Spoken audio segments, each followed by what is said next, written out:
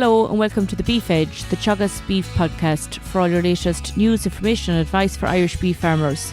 I'm Catherine Egan and on this month's Grass10 update, I'm joined by Grass10 Manager John Maher.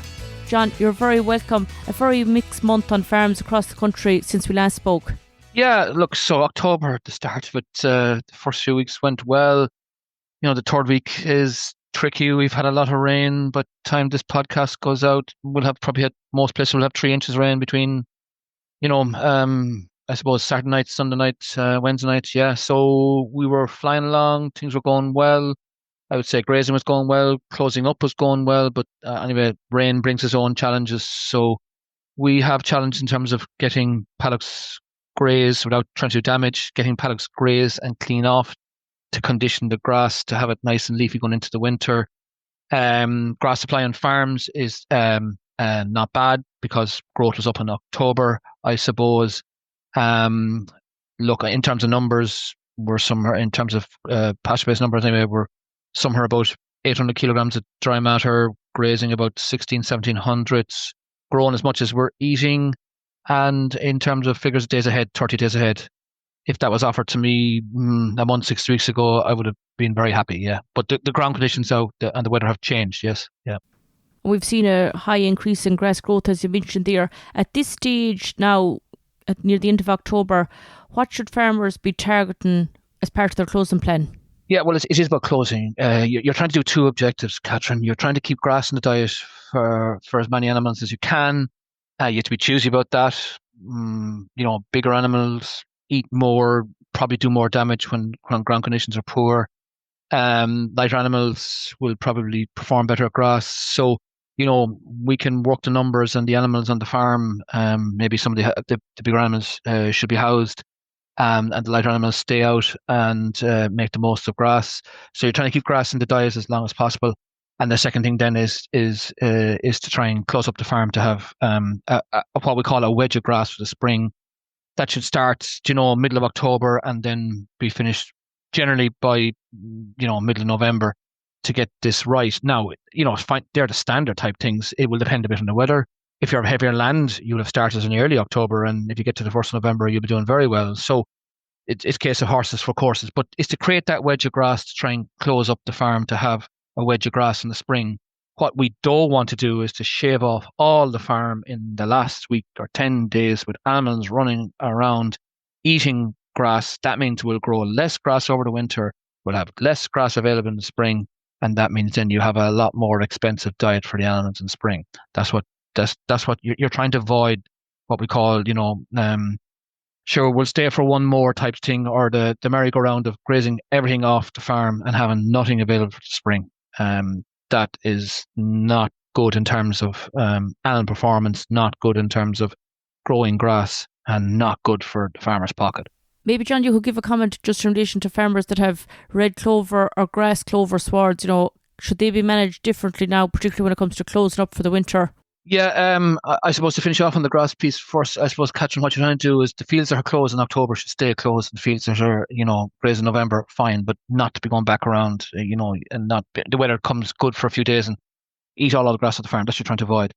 So red clover, yes, it depends what you've done. If you've harvested red clover in September, chances are now there's a build-up of cover on that. So if it could be lightly grazed or zero grazed, it would probably get the cover off for the winter. That will allow slurry to go on in the spring, which is the right thing to do in terms of P's and K's and early nitrogen. That would be ideally the case. If it's harvested in the good week in October, I'd say we're closed up for the year, and then apply a slurry in the spring, and harvest in late April, early May. If there's a nice cover of it, like trying to make bales out of it in November, December doesn't really appeal to me now. You don't want to damage it either, because clover doesn't handle damage at all, particularly red clover. If you could do it like grazing, wouldn't be the worst thing in the world. If you wanted to zero graze it off, that wouldn't be the worst thing in the world either. If the cover is high, if there was silage made, last week, middle of October, I'm inclined to say that's close for the year. Job done and dusted. But what I've seen is the growth's been good in October. People have done a harvest in September, and they have a nice bit of regrowth back. So that's the tricky one. If you're going to do damage to the plant by either mechanical means or grazing means, then I wouldn't, go down that road.